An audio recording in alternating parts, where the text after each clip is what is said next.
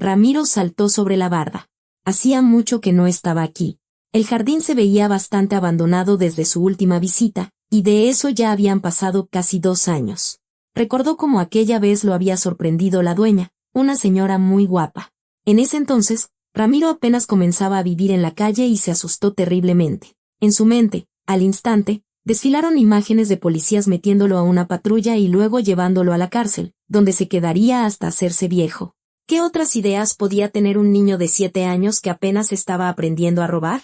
Pero aquella señora no había gritado. Tampoco lo amenazó con la policía. Simplemente le preguntó, como si se conocieran de toda la vida. ¿Tienes hambre? Espera, te traeré algo. Él se quedó sentado a horcajadas sobre la barda. Así, no se iba, por si de verdad le traía algo. Pero también podía saltar hacia la calle en cualquier momento. La señora regresó rápido. Llevaba 2 bolsas en las manos. ¿Son para mí? Ramiro estaba desconcertado. Ella asintió con una sonrisa. Para ti. Come. Buen provecho. Si necesitas más, vuelve a venir. Ramiro apenas alcanzó a gritar un «gracias», antes de que sus piernas lo llevaran corriendo lejos de ahí. Tardó mucho en regresar, pensando que todo era una especie de trampa. Pero un día, como andaba cerca, decidió asomarse por encima de la barda, solo para ver. El jardín estaba vacío y se veía hasta triste. Un hombre salió de la casa, la cerró con llave y se fue en su coche. Eso significaba que la señora amable no estaba. Ramiro suspiró y se fue. Un mes después, lo atraparon. 6 meses más tarde, lo entregaron a una familia de acogida. Ramiro intentó honestamente ser un buen niño, pero en esa casa había varios niños más y a todos los hacían trabajar como burros. Al parecer, los adoptaban justamente para que les hicieran el trabajo pesado de la casa. Ramiro fue el primero en rebelarse. Le dieron una buena paliza, pero él se mantuvo firme en su postura. Entonces, el padre adoptivo decidió educarlo, como un hombre. Alguno de los vecinos llamó a la policía al escuchar los gritos del niño. Llevaron a Ramiro al hospital casi sin vida. El padre adoptivo era exboxeador. A los niños los devolvieron al sistema. Los padres adoptivos fueron llevados a juicio. Y Ramiro, en cuanto pudo caminar y moverse con normalidad, se dio a la fuga de nuevo. Además, la primavera había llegado y pintaba las calles con todos sus colores. Casi de inmediato, se asomó por aquí y ahora miraba a su alrededor con perplejidad. Todo era diferente. El césped estaba alto, sin cortar. ¿Acaso esa mujer tan buena habría vendido la casa? ¿Y dónde estaba ella?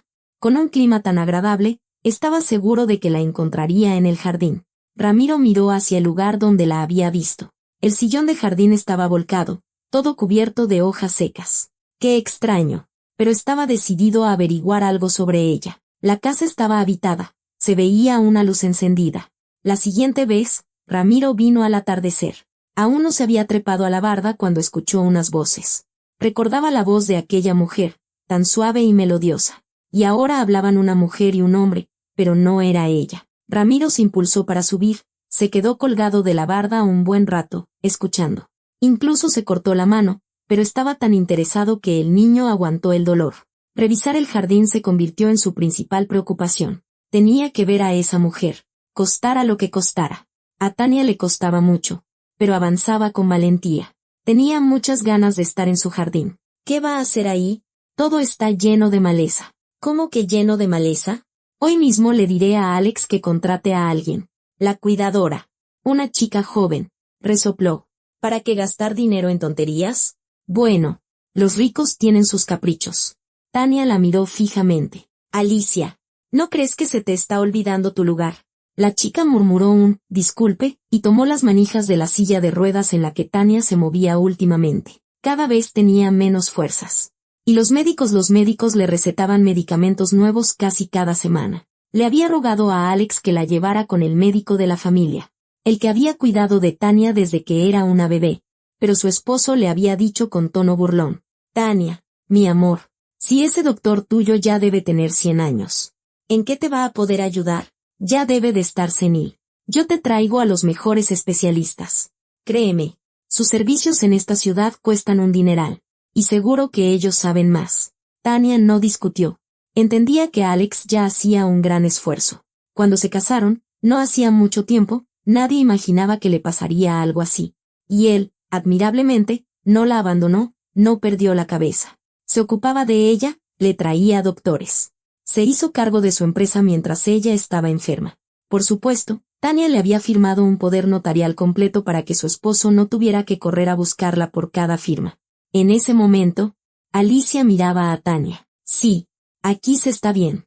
Ay, mire, todavía cuelgan manzanas del año pasado. ¿Qué cosas? Ni los pájaros se las comieron. Alicia siguió su mirada y dijo, pues ahí que se queden. En un momento le traigo su medicina. Alicia se dio la vuelta y se fue. Tania suspiró. Su esposo le había encontrado a la cuidadora. La chica no era cariñosa, pero sí muy cumplida. Le traía sus medicinas al minuto. Ramiro pasaba junto a la ya conocida barda y ni siquiera pensaba asomarse. Ahora, esa casa y ese patio eran para él el epicentro del mal. Pero entonces, Ramiro vio las manzanas. No eran muchas, unas 5. Qué raro que no se hubieran caído durante el invierno. A simple vista, parecían perfectamente comestibles. ¿A qué sabrán las manzanas que sobrevivieron al invierno?, pensó. Ramiro miró a su alrededor y saltó. Apenas se había colgado de la barda. Se olvidó de las manzanas y del mal de esa casa. Vio a aquella mujer, la misma que una vez le había llenado 2 bolsas de comida. Pero estaba diferente, muy delgada, demacrada y envejecida. Y además, Ramiro vio que estaba sentada en una silla de ruedas. Una joven se le acercó y dejó algo sobre una mesita. No lo olvide. Tómelo de inmediato. Claro que sí. Alicia. Ramiro se estremeció. Alicia. La chica se dio la vuelta y entró en la casa. El niño vio su rostro por un segundo, pero fue suficiente. Era la misma que había estado hablando con el hombre. Justo ahí, en el porche, la chica desapareció. Ramiro bajó de la barda sigilosamente y se acercó a la mesita y a la mujer. Ella tomó un vasito en su mano. Yo que usted no me tomaría eso, dijo una voz. Mejor lo tiraría en esa maceta. Total, la planta ya está muerta. Tania miró asombrada hacia el arbusto parlante y solo entonces distinguió a un niño entre las hojas. Oye, ¿quién eres? Sal de ahí. No puedo. ¿Y si su Alicia me ve? Pero usted debe recordarme. Una vez me metí a su jardín para robar manzanas. Y usted me dio comida. Claro que te recuerdo. Te estuve esperando. No entendía por qué no volvías. Me atraparon. Pero eso ahora no importa. ¿Y qué es lo que importa? Las manos de Tania se acercaron de nuevo al vasito con la medicina. Espere. No se lo tome. Échelo en la maceta mientras ella no ve. Le voy a contar todo ahora mismo. Y usted solita va a entender. Tania dudó solo un segundo. A fin de cuentas, no se iba a morir por saltarse una dosis. Además, siempre sentía unas náuseas terribles después de tomar sus medicinas. Rápidamente, vertió el líquido en la maceta donde alguna vez había florecido un hermoso rosal. Bueno, habla. Ramiro empezó a hablar. Tania escuchaba atentamente. Palideció un poco. Un par de veces estuvo a punto de decir que no le creía al niño, pero él mencionaba nombres y describía situaciones. No puede ser. No debe demostrar que ha dejado de tomarse ese veneno. ¿Entiende? Si no, se les ocurrirá otra cosa de inmediato. Entiendo. ¿Y cómo te llamas? Ramiro. Yo soy Tania. Escucha. ¿Puedes ayudarme a encontrar a una persona y contarle todo? ¿Todo esto? Y también dile que le pido ayuda. Claro que sí. Memorice la dirección. Pero dígale que le supliqué que ideara algo. No me sorprendería que mi esposo simplemente no lo deje pasar. Entendido. Aguante y siga pidiendo que la traigan al jardín. No olvide que sigue sintiéndose igual de mal. Sí. Y él se llama don Julio Andrés. Ramiro desapareció. Justo a tiempo, porque Alicia salió de la casa. Tania puso cara de sufrimiento. Llévame a casa. Alicia. Tengo náuseas. ¿Quizás debería quedarse un poco más al aire libre? No. Otro día. Alicia se encogió de hombros, rodeó la silla, tomó las manijas y sonrió discretamente. Faltaba muy poco para que todo esto fuera suyo. Controlar a Alejandro había resultado incluso más fácil de lo que imaginaba. Y cuando esa vieja bruja ya no estuviera, se desharía de él en un 2x3. Tendría que aguantarlo hasta que él recibiera la herencia, pero no importaba. Por tanto dinero, valía la pena esperar. Tania se recostó en cuanto Alicia la llevó a su cuarto y se quedó pensando intensamente. Escapar sin más no funcionaría, ni siquiera con la ayuda de Ramiro. ¿Y si lo lograba? ¿Qué seguía? ¿A dónde iría? Puede que don Julio Andrés ya ni siquiera estuviera vivo. Hacía mucho tiempo que no hablaba con él. ¿Y si vivía? Pero ya era muy viejo. Tantos pensamientos daban vueltas en su cabeza. Escuchó el portazo de la entrada. Unos minutos después, apareció su esposo. ¿Cómo te sientes? Igual. ¿Vas a cenar? No. Solo de oír la palabra, comida, me dan náuseas. Cena tú sin mí. ¿Ni siquiera te sentarás conmigo? No. Lo siento. Tania aguzó el oído. Le pareció o escuchó a Alicia decir tras la puerta. Te lo dije. ¿Está funcionando? Alejandro masculló algo sobre, que sea pronto, y las voces se apagaron. Que sea pronto. Eso era peligroso. Ojalá Ramiro no le fallara. A mediodía, pidió salir. Alicia, sácame al jardín. Hace buen día y adentro me siento mareada. Está bien. Le llevaré la medicina allá. ¿Algo más? No. Nada más. Miraba con tensión hacia los arbustos. Hacia la barda. Hoy, por cierto, se sentía mucho mejor. Quizás porque la medicina de la noche y la de la mañana ahora estaban curando al gran cactus que tenía en la ventana. Ramiro no aparecía. Tania estaba a punto de llorar. ¿Y ahora qué iba a hacer? Oiga, no voltee. Tania se sobresaltó y luego exhaló con alivio. ¿Estás aquí? Hablaba en un susurro. Igual que Ramiro. Sí. Escuche. Don Julio Andrés ya no ejerce, pero su nieto está a cargo de su clínica. Dijo que ellos se encargarán de todo y que no se sorprenda por nada. Todo será mañana. ¿Entendió? Sí, Ramiro. Y, por favor, si todo sale bien, búscame después. Claro, claro, ya me voy. Al día siguiente, Tania se dio cuenta de que podía ponerse de pie por sí misma. Lo intentó y lo logró. Volvió a sentarse. No podía permitir que su esposo y Alicia vieran algo así. Le vendría bien comer algo, por supuesto, pero entonces la cuidadora sospecharía. Llevaba días sin probar bocado y de repente le daba hambre. A mediodía, Alicia preguntó, ¿al jardín? Sí. Tania no sabía si necesitaba ir al jardín o no, pero las paredes de la casa que ella misma había construido, bueno, no con sus propias manos, pero sí con su esfuerzo, la oprimían. Alicia acababa de traerle la medicina cuando alguien llamó insistentemente al portón, y luego empezó a golpearlo. Oigan, Abraham. Alicia dejó la medicina sobre la mesa. ¿Quién demonios será? Voy a ver. Apenas alcanzó a preguntar, ¿quién es?, cuando el portón se abrió.